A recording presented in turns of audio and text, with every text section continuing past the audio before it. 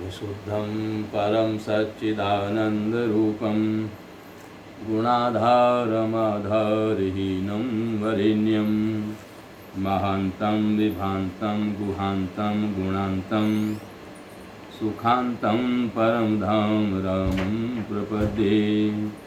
शिवं नित्यमेकं विभुमतारकाख्यं सुखाकारमाकारशून्यं सुमान्यं महेशं कलेशं सुरेशं परेशं नरेशं निरीशं परिशं प्रपद्ये।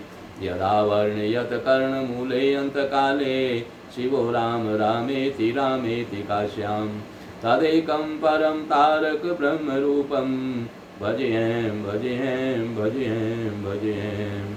महारत्नपीठे शुभे कर्णमूले सुखासीनमादित्यकोटिप्रकाशं सदा जानकी लक्ष्मणोपेतमेकं सदा रामचन्द्रं भजेऽहं भजेऽहं। मनोजवं मारुततुल्यवेगं जितेन्द्रियं बुद्धिमतां वरिष्ठं वातात्मजं वानरयूथमुख्यं श्रीरामदूतं शरणं प्रपद्ये। नारायणं नमस्कृत्यं नरं चैव नरोत्तमं देवीं सरस्वतीं व्यासं ततो जयमुदीरये। वसुदेवसुतं देवं कंसचाणूरमर्दनं देवकी परमानन्दं कृष्णं वन्दे जगद्गुरुं। सर्वमंगलमांगल्ये शिवे सर्वार्थसाधिके शरण्ये त्र्यंबके गौरी नारायणी नमस्ते। बोलिए सियावर रामचंद्र भगवान की जय। उमापति महादेव की जय। पवन सुत हनुमान की जय। बोलो भाई सब संतन की जय। शंकर हरिओम जय जय सिया राम हर हर हर महादेव। श्री कृष्ण गोविंद हरे मुरारे हे नाथ नारायण वासुदेवा। श्री कृष्ण गोविंद हरे मुरारे हे नाथ नारायण वासुदेवा।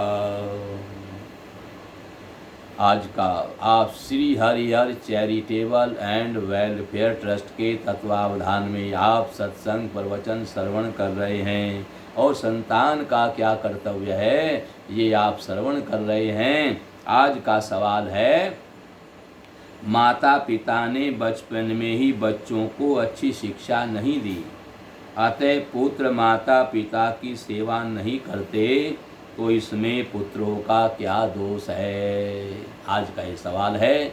इसका उत्तर है, माता पिता के द्वारा अच्छी शिक्षा नहीं दी गई तो उसके दोषी माता पिता हुए, क्योंकि उन्होंने अपने कर्तव्य का पालन नहीं किया।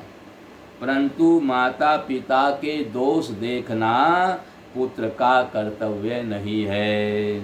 उसको तो अपना कर्तव्य देखना है। सामने वाले का कर्तव्य देखेगा तो अपने कर्तव्य से भटक जाएगा। और भगवान ने गीता में क्या कहा है कि अपने कर्तव्य का पालन करिए। सामने वाले को नहीं देखना है। दूसरों का कर्तव्य देखने से मनुष्य अपने कर्तव्य से पतित हो जाता है। दूसरों का कर्तव्य देखना ही भयंकर दोष है। गीता ने भी अपने आप से अपना उद्धार करने की, अपना सुधार करने की बात कही है। उद्धरेदात्मनात्मानं न आत्मानं वसादयेत् आत्मेव ह्यात्मनो बंधुरात्मेव रिपुरात्मनः। अपने द्वारा अपना उद्धार करे, अपना पतन न करे, क्योंकि आप ही अपना मित्र है और आप ही अपना शत्रु है। क्योंकि अच्छी शिक्षा मिलने पर भी धारण तो खुद ही करना है। कहीं से अच्छी शिक्षा मिल रही है, आप उसको ग्रहण नहीं करोगे तो क्या लाभ होगा। अच्छी शिक्षा कहीं से मिल रही है, उसको धारण तो खुद ही करना, अपने आप करना है। अच्छी शिक्षा मिलने पर भी बालक उसको धारण न करे, बिगड़ जाए, तो यह दोष स्वयं बालक का ही है। अतः अपना उद्धार और पतन मुख्यता से अपने आप पर ही लागू होता है। फिर सवाल करते हैं, सवाल आता है कि अगर माता पिता पुत्र के साथ कठोरता का बर्ताव करें, पक्षपात करें, तो उस पुत्र को क्या करना चाहिए? तो उत्तर देते हैं कि उस पुत्र को माँ बाप का कर्तव्य नहीं देखना चाहिए, उसको तो अपना ही कर्तव्य देखना चाहिए और माँ बाप की उत्साहपूर्वक विशेषता से सेवा करनी चाहिए। रामचरितमानस में तो हर एक के लिए कहा गया है, मंद करत जो करई भलाई।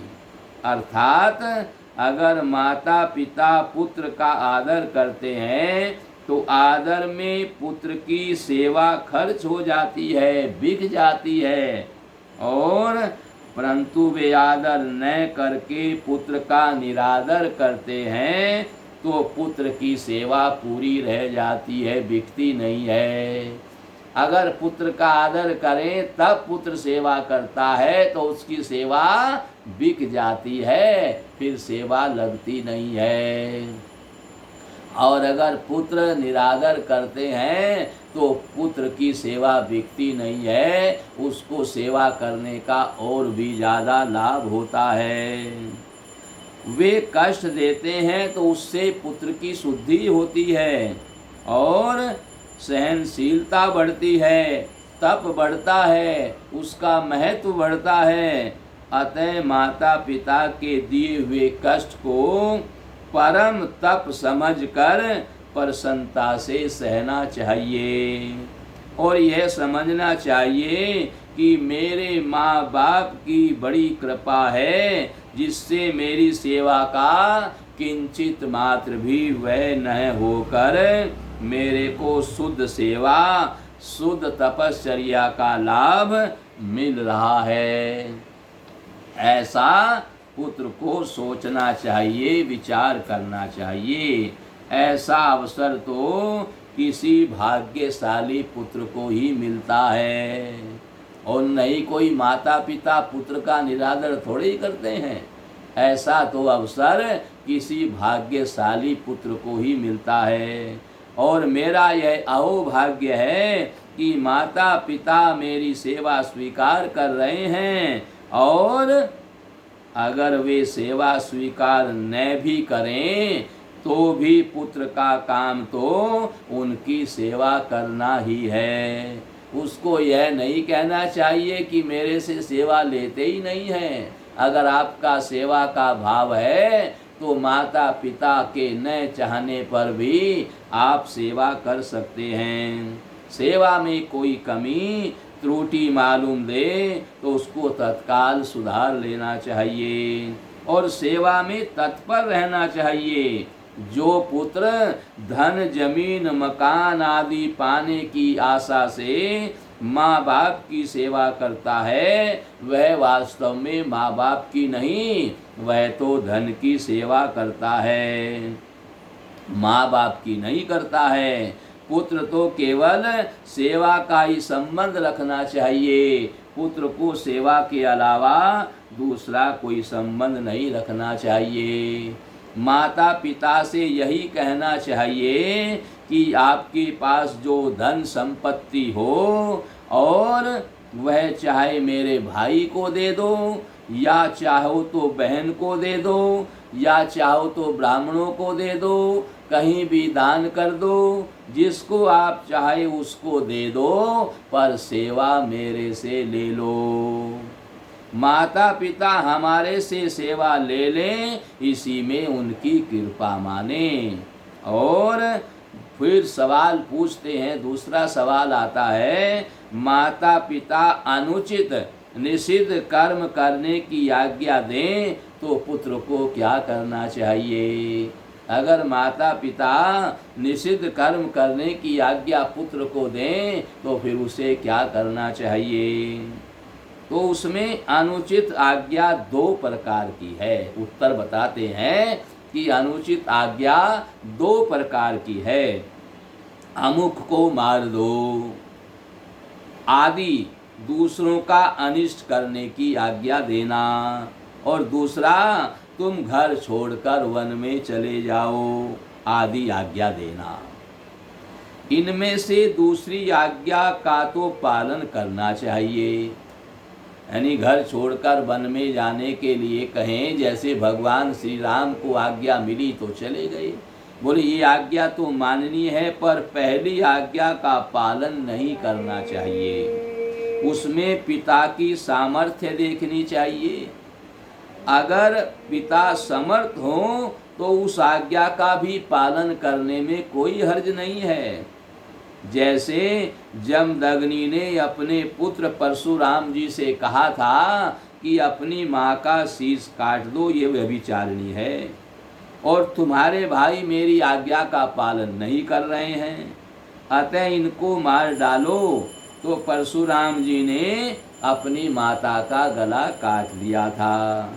जमदग्नि ने प्रसन्न होकर कहा कि तुम वरदान मांग लो। परशुराम जी ने कहा कि मेरी माँ और भाइयों को जीवित कर दो, क्योंकि परशुराम ने उनके भाइयों को भी मार डाला था और अपनी माँ को परशुराम के द्वारा मार डाला, उसको अपनी माँ को मार डालो। तो परशुराम प्रसन्न हो गए और परशुराम से कहा कि वरदान मांगो। तो परशुराम ने कहा कि मेरी माँ ठीक हो जाए, मेरे भाई ठीक हो जाएं, और इनको पता न चले कि आपने और मैंने इनको मारा है, इनको जीवित कर दो और उनको मेरे द्वारा मारे जाने की बात याद ना रहे। क्योंकि परशुराम ने जब देखा कि पिता की आज्ञा का पालन मेरे भाइयों ने भी नहीं किया है और मेरी माँ ने भी नहीं किया है, तो पिता की आज्ञा से उन्होंने उनको मार डाला। क्यों मारा? क्योंकि जमदग्नि समर्थ थे। प्रसन्न होकर के परशुराम जी को वरदान मांगने को कहा, तो परशुराम जी ने कहा कि मेरी माँ जीवित हो जाए, मेरे भाई जीवित हो जाए और मैंने इनको मारा है, ये बात इनको याद ना रहे। परशुराम जमदग्नि ने तथास्तु कहा और वे सब जीवित हो गए। अगर पिता समर्थ नहीं है तो वह आज्ञा अनुचित है, वो गलत आज्ञा दे रहे हैं, तो पुत्र को उस आज्ञा का पालन नहीं करना चाहिए। कारण कि अगर आप उस अनुचित आज्ञा का पालन करेंगे तो पिता को नरक होगा। जिस आज्ञा पालन से पिता को नरक हो, उनको दुख पाना पड़े, ऐसी आज्ञा का पालन नहीं करना चाहिए। मैं भले ही नरक में चला जाऊं, पर मेरे माता पिता नरक में न जाएं, पर ऐसा भाव होने से न तो पुत्र को नरक होगा और न पिता को ही नरक होगा। तात्पर्य यह है कि पिता को नरक से बचाने के लिए उनकी आज्ञा भंग कर दे, पर अनुचित काम कभी ना करे। अगर पिता समर्थ नहीं है और वह अनुचित आज्ञा देता है, पर पुत्र ने उम्र भर माता पिता की आज्ञा भी, उनकी किसी भी आज्ञा का उल्लंघन नहीं किया है, तो पुत्र उस अनुचित आज्ञा के पालन में जल्दबाजी ना करे, उस पर विचार करे और भगवान को याद करे। जैसे गौतम ने अपने पुत्र चिरकारी से कहा कि तुम्हारी माँ व्यभिचारिणी है, उसको मार डालो, और ऐसा कहकर वे वन में चले गए। चिरकारी ने तलवार निकाली और पिता की आज्ञा पर विचार करने लगा। वहाँ गौतम के मन में विचार आया कि उसको क्या करें, क्यों मारें उसको। गौतम के मन में विचार आया, उसका त्याग भी तो कर सकते हैं, बजाय मारने के उसका त्याग भी कर सकते हैं। ऐसा विचार करके वे लौट कर आए तो उन्होंने देखा कि चिरकारी हाथ में तलवार लिए खड़ा है। अतः उन्होंने चिरकारी को मना कर दिया कि इस माँ को मत मारो। अगर चिरकारी बिना सोचे समझे जल्दीबाजी कर देता तो माँ को मार डालता, पर उसने उस पर विचार किया कि मुझे काम करना चाहिए कि नहीं करना चाहिए। इस पर उसने सोच विचार किया। तब तक पिता वापस आए और उन्होंने माँ को मारने से मना कर दिया। चिरकारी तो तलवार लेकर के तैयार बैठा हुआ था। गोस्वामी तुलसीदास जी ने कहा है, जाके प्रिय न राम वैदेही तजिए ताहि कोटि वैरी सम यद्यपि परम स्नेही। तजो पिता प्रहलाद विभीषण बंधु भरत महतारी बलि गुरु तजो कंत ब्रज बनितन भय मुद मंगलकारी। यानी उसको मारने के बजाय त्यागने का अधिकार है।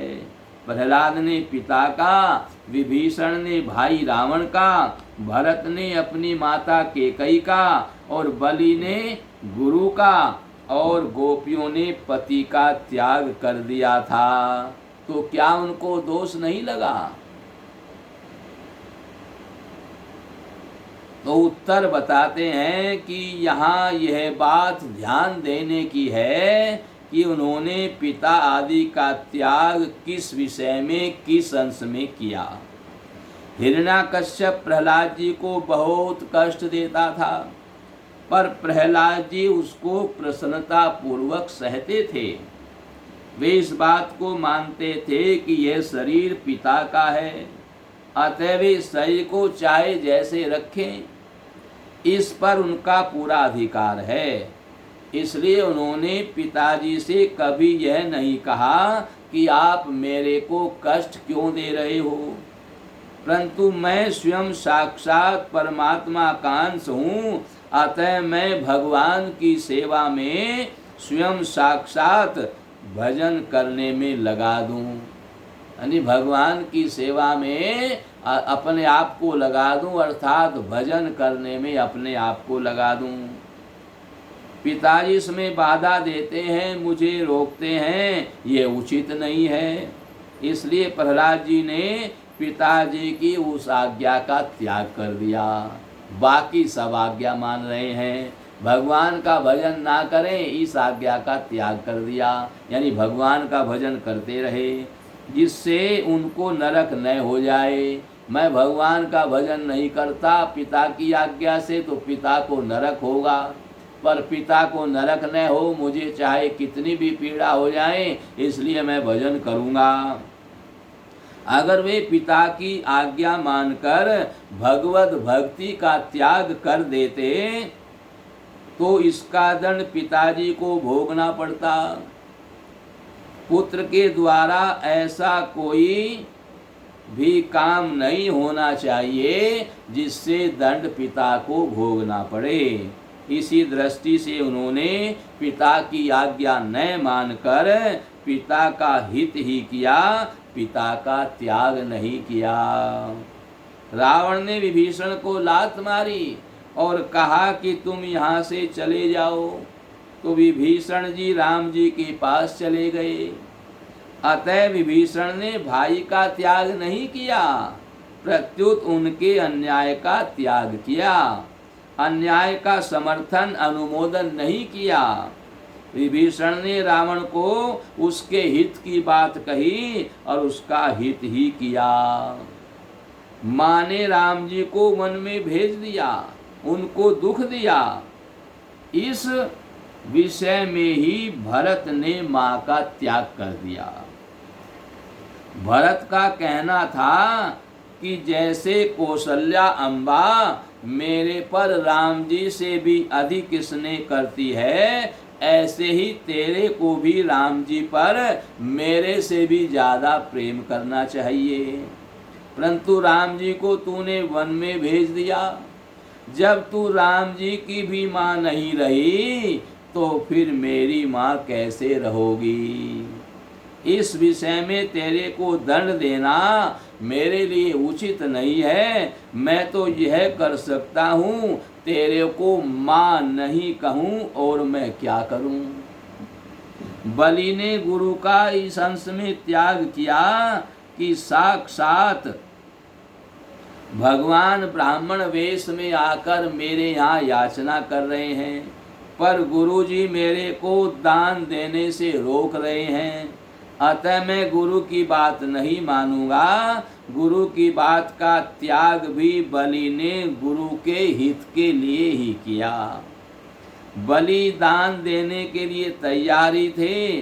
अगर उस समय वे गुरु की बात मानते तो उसका दोष गुरु को ही लगता।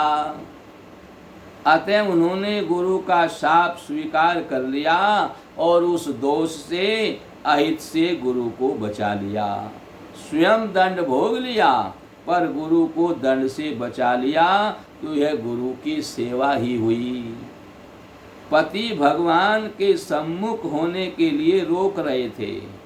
इसी विषय में गोपियों ने पति का त्याग कर दिया। अगर वे पति की बात मानती तो पति पाप के भागी होते। अतः पति की बात न मानकर उन्होंने पतियों को पाप से बचाया। तात्पर्य यह है कि मनुष्य की सार्थकता परमात्मा को प्राप्त करने में ही है। अतः उसमें सहायक होने वाला हमारा हित करने वाला है और उसमें बाधा देने वाला हमारा अहित करने वाला है। प्रहलाद आदि सभी ने परमात्म प्राप्ति में बाधा देने वाले का ही त्याग किया है, पिता आदि का त्याग नहीं किया है। इसलिए उनका मंगल ही मंगल हुआ, उनको कोई परेशानी नहीं हुई और अंत में आज भी उनकी जय जयकार हो रही है। अब सवाल आता है, माता का दर्जा ऊंचा है या पिता का दर्जा ऊंचा है, और ऊंचा होने में क्या कारण है? माता का दर्जा ऊंचा है या पिता का दर्जा ऊंचा है, और ऊंचा होने में कारण क्या है? तो उत्तर देते हैं कि ऊंचा दर्जा माँ का ही है।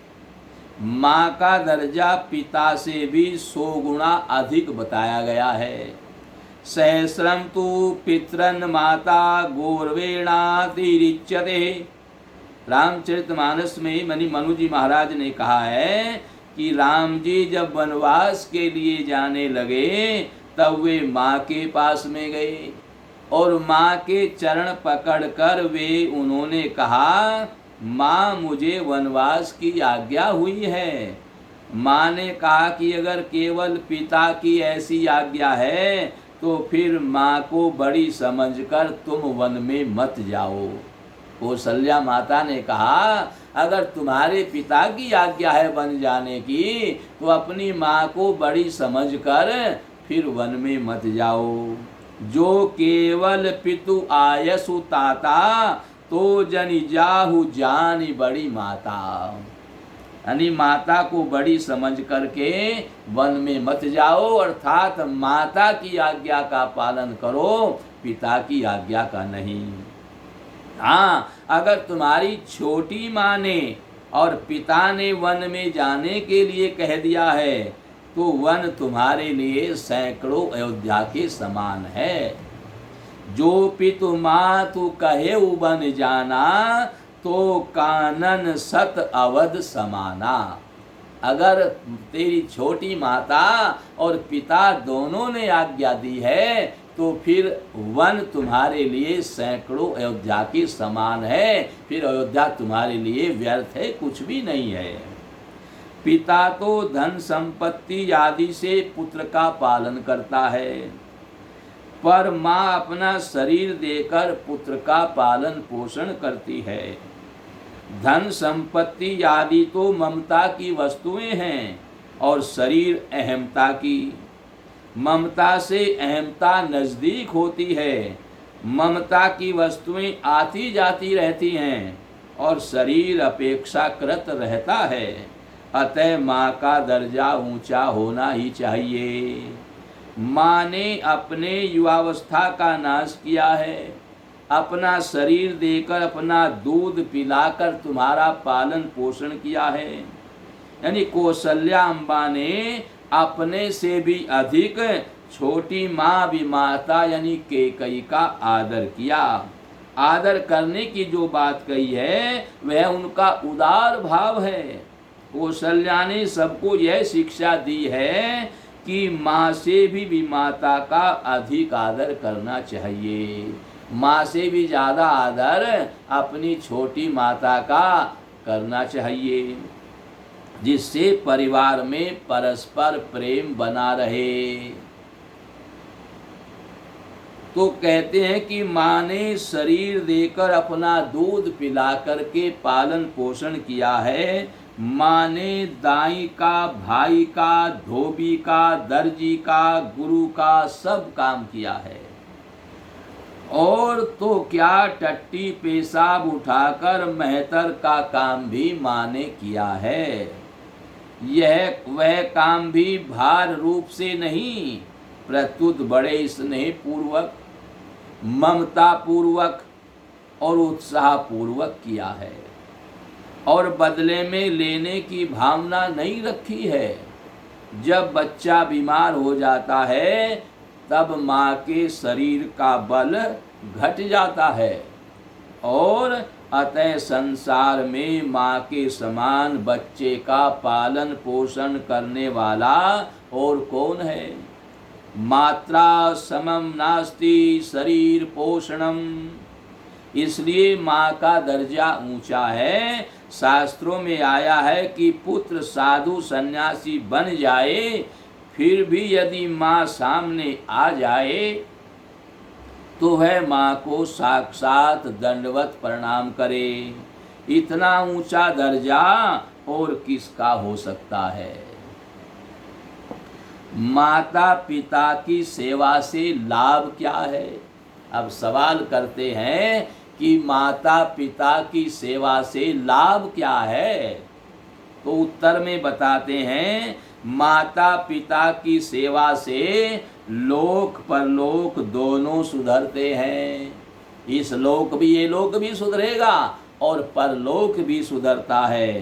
भगवान प्रसन्न होते हैं। जो माता पिता की सेवा नहीं करते उन पर भगवान विश्वास नहीं करते। कहते हैं कि अपने माँ बाप की भी सेवा भक्ति नहीं करता है तो फिर मेरी भक्ति कहाँ तक करेगा।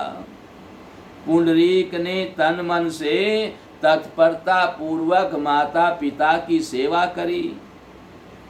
उसकी सेवा से प्रसन्न होकर भगवान बिना बुलाए ही पुंडरीक के घर में आ गए और बोले, पुंडरीक तेरे माता पिता की भक्ति से प्रसन्न होकर मैं स्वयं तेरे पास तेरे को दर्शन देने के लिए आया हूँ। पुंडरीक उस समय माता पिता की सेवा में लगे हुए थे। अतः वे भगवान से बोले, माता पिता की जिस सेवा के कारण आप मेरे यहाँ मुझे दर्शन देने आए हैं, उस सेवा को मैं क्यों छोड़ूं। अभी मैं माता पिता की सेवा में लगा हुआ हूँ। सेवा पूरी होने पर ही मैं आपके दर्शन कर सकता हूँ। तब तक आप रुकना चाहें तो इन ईंटों पर खड़े हो जाएं। 2 ईंट वहाँ रखी हुई थी, तो बोले जब तक आप रुक सकते हैं तो इन ईंटों पर खड़े हो जाएं। ऐसा कहकर पुंडरीक ने 2 ईंट पीठ के पीछे फेंक दी। भगवान उन पर खड़े हो गए। ईंटों पर खड़े होने के कारण भगवान का नाम विट्ठल पड़ा था।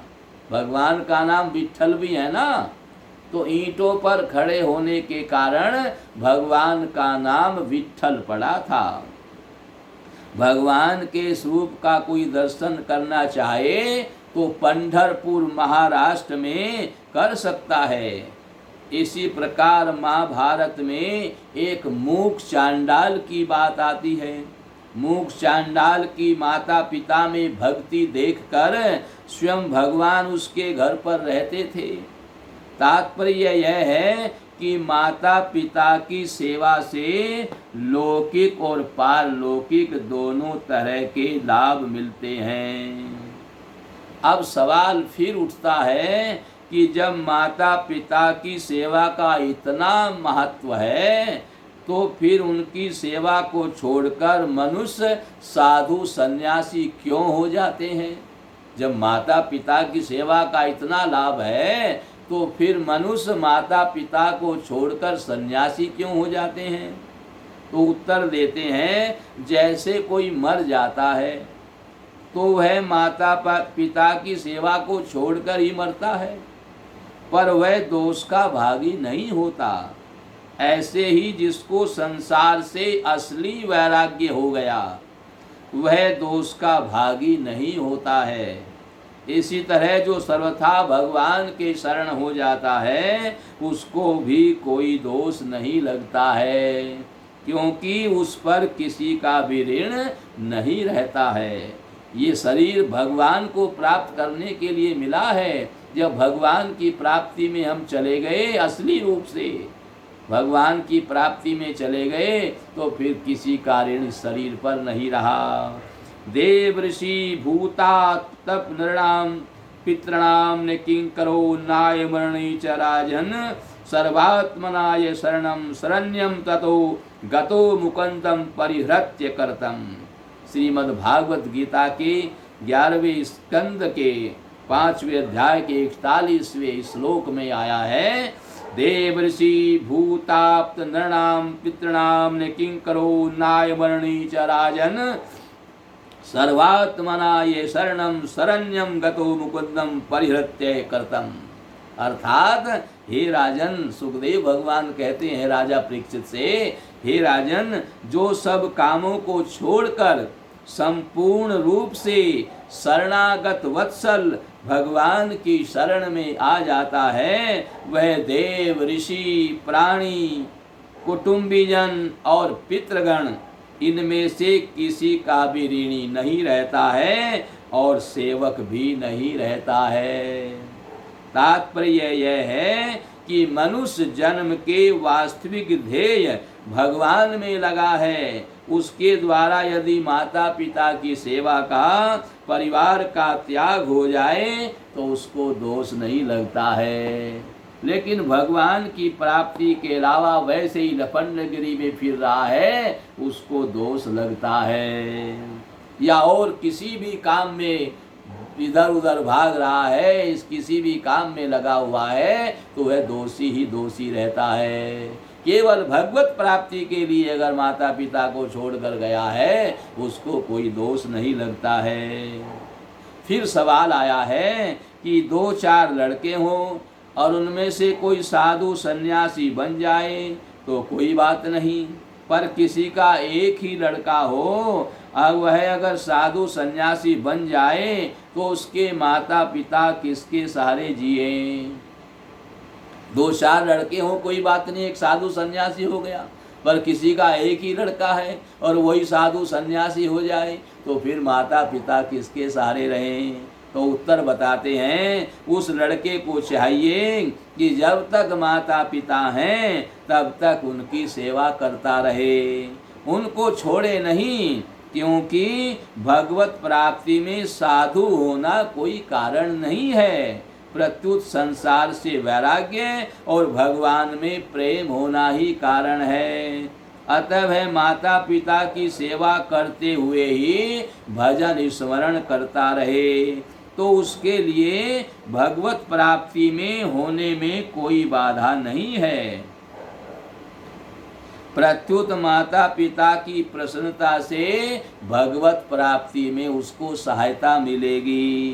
तात्पर्य यह है कि माता पिता के ऋण को अदा किए बिना उसका त्याग नहीं करना चाहिए, परंतु तीव्र वैराग्य हो जाए, भगवान के चरणों में अनन्य प्रेम हो जाए, ऐसी अवस्था में माता पिता की सेवा छूट जाए तो उसको दोष नहीं लगेगा। जो घर में बैठा है पर माँ बाप की सेवा नहीं करता है, केवल अपने स्त्री पुत्रों के पालन में ही लगा हुआ है, उसको दोष पाप लगेगा ही। ऐसे ही जो माँ बाप को, घर परिवार को छोड़कर साधु बना है और मकान आश्रम बनाता है, रुपए इकट्ठे करता है, चेला चेली बनाता है, ऐश आराम करता है, उसको माँ बाप की सेवा करने का दोष लगेगा ही। फिर सवाल है कि अगर कोई साधु सन्यासी बनकर रुपए इकट्ठे करता है और माता पिता स्त्री पुत्रों को भेजता है, उनका पालन पोषण करता है, तो क्या उसको दोष लगेगा? तो उत्तर बताते हैं, जो साधु सन्यासी बनकर माँ बाप आदि को रुपए भेजते हैं वे तो पाप के भागी हैं ही, पर जो उनके दिए हुए रुपए पैसे से अपना जीवन निर्वाह करते हैं वे भी पाप के भागी हैं, क्योंकि वे दोनों ही शास्त्र आज्ञा के विरुद्ध काम कर रहे हैं। माता पिता की सेवा तो वे गृहस्थ आश्रम में रहकर ही करते, पर वे अवैध काम करके संन्यास आश्रम को दूषित करते हैं तो उनको पाप लगेगा ही, वे पाप से बच नहीं सकते।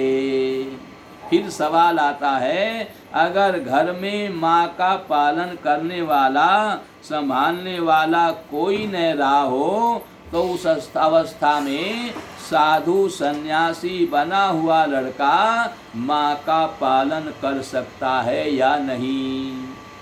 माँ का कोई उत्तर बता रहे हैं, माँ का कोई आधार न रहे तो साधु बनने पर भी वह माँ का पालन कर सकता है और पालन करना ही चाहिए।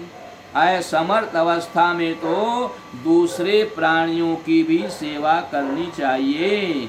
फिर माँ तो शरीर की जननी है, वह अगर असमर्थ अवस्था में है तो उसकी सेवा करने में कोई दोष नहीं है।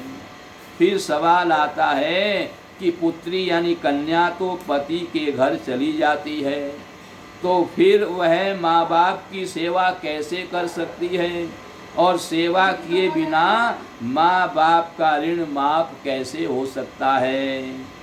तो उत्तर बताते हैं, जैसे किसी पर इतना अधिक ऋण हो जाए कि उसको चुकाने की मन में होने पर भी वह चुका ना सके, तो वह ऋणदाता के पास जाकर के कह दे कि मैं और मेरे स्त्री पुत्र घर जमीन आदि सब आपके समर्पित हैं, अब आप इनका जैसा उपयोग करना चाहें वैसा कर सकते हैं।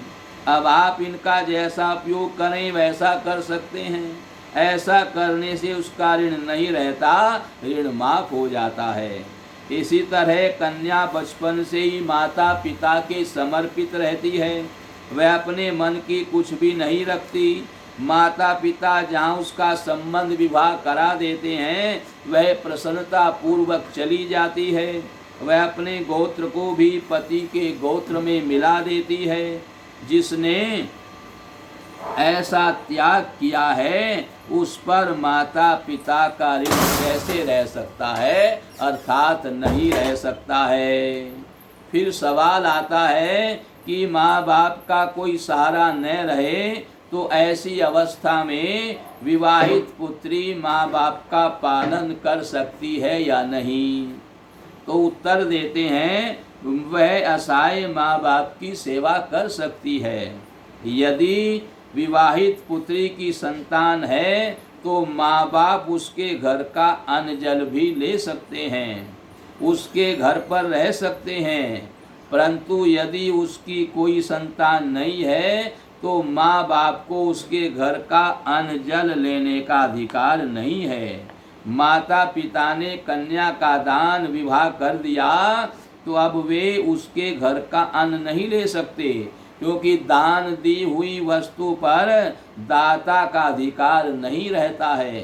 परंतु कन्या से संतान यानी पुत्र उत्पन्न हो जाए, पुत्र या पुत्री कोई भी उत्पन्न हो जाए, होने पर माता पिता कन्या के यहाँ का अन्न ले सकते हैं। कारण यह है कि कन्या के पति दामाद ने केवल पितृ ऋण से मुक्त होने के लिए ही दूसरे की कन्या स्वीकार की है और उससे संतान होने पर वह पितृ ऋण से मुक्त हो जाता है। तभी तो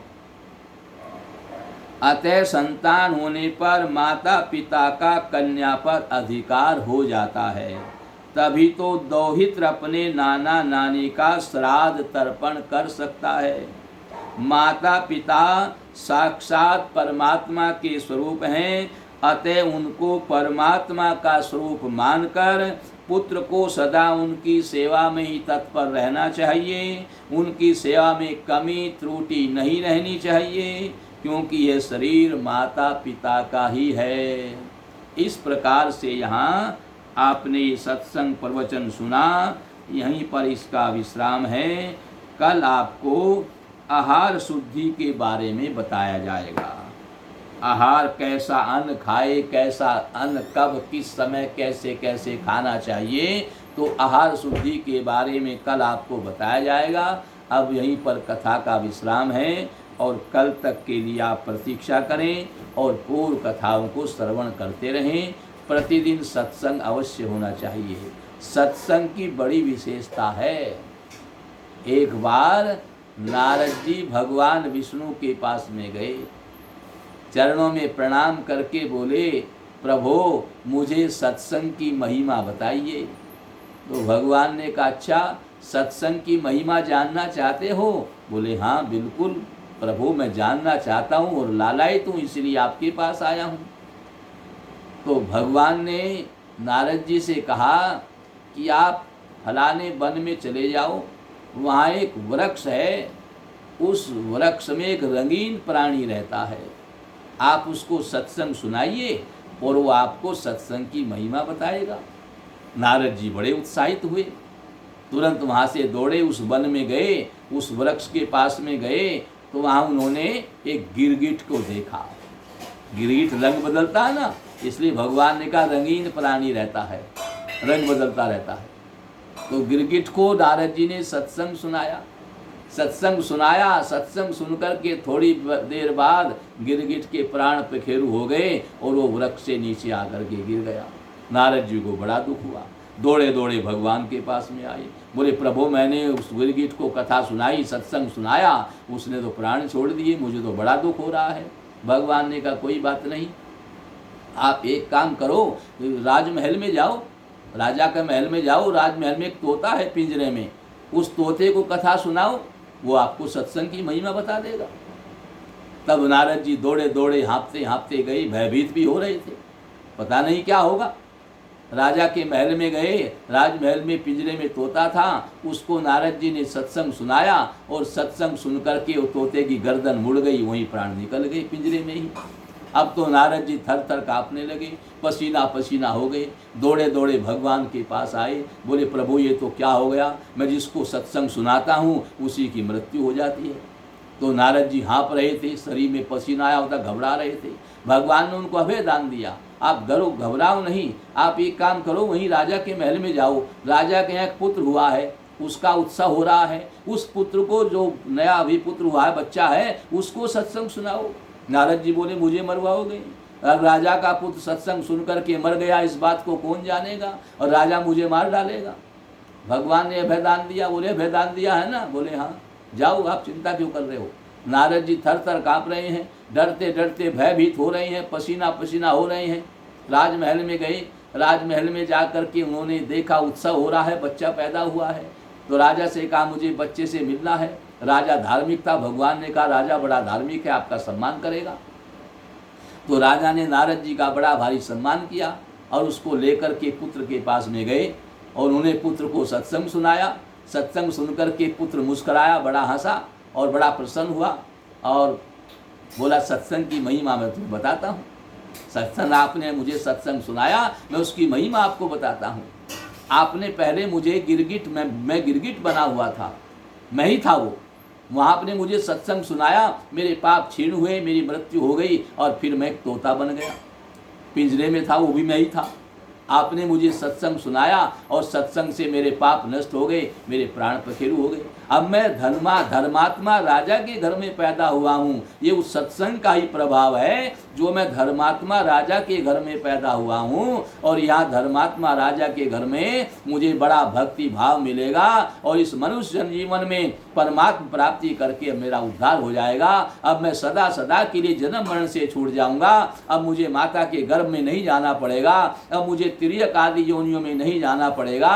ये सत्संग की महिमा है। सत्संग के आपने जो मुझे सत्संग सुनाया, उस सत्संग के कारण ही मैं जन्म मरण से रहित हो गया। जो न्यून योनियां हैं, जो तिर्यक आदि योनियां हैं, उनमें जाने से मैं छूट गया। अब मेरा कल्याण हो गया। ये सब सत्संग की महिमा है और आपका मेरे ऊपर बड़ा भारी उपकार है कि आपने मुझे सत्संग सुनाया है और अब मैं भगवत प्राप्ति करके जन्म मरण से रहित हो जाऊंगा। इस प्रकार से सत्संग की बड़ी महिमा है। सत्संग को श्रवण करने से पापों का नाश होता है और आपको मनुष्य जन्म में परमात्मा की प्राप्ति सत्संग के द्वारा ही होती है। यहीं पर कथा का विश्राम है। आगे की कथा कल आप श्रवण करेंगे। थोड़ा हरि नाम कीर्तन करें और फिर कथा का विश्राम हो जाएगा। श्री राम जय राम जय जय राम, श्री राम जय राम जय जय राम, श्री राम जय राम जय जय राम, श्री राम जय राम जय जय राम, श्री राम जय राम जय जय राम, श्री राम जय राम जय जय राम, श्री राम जय राम जय जय राम, श्री राम जय राम जय जय राम, श्री राम जय राम जय जय राम, श्री राम जय राम जय जय राम।